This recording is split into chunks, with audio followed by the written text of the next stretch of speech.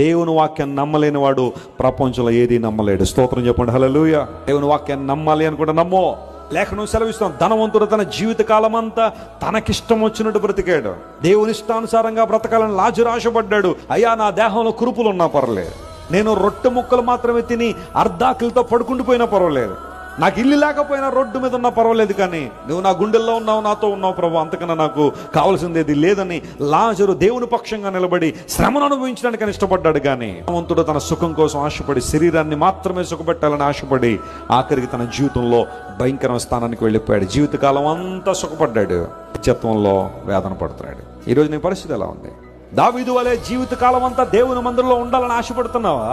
లేకపోతే ధనవంతుని వలె జీవితాంతం సుఖపడి దేవుని ప్రక్కన పెట్టి, ప్రార్థన ప్రక్కన పెట్టి, వాక్యాన్ని ప్రక్కన పెట్టి, సహవాసాన్ని ప్రక్కన పెట్టి, దేవుని ఆత్మ నడిపింపును ప్రక్కన పెట్టి, సువార్త లక్ష్యాన్ని ప్రక్కన పెట్టి, భారాన్ని ప్రక్కన పెట్టి నీ ఇష్టానుసారం జీవిస్తావు? నిర్ణయం తీసుకోవాల్సిన సమయం ఇదే.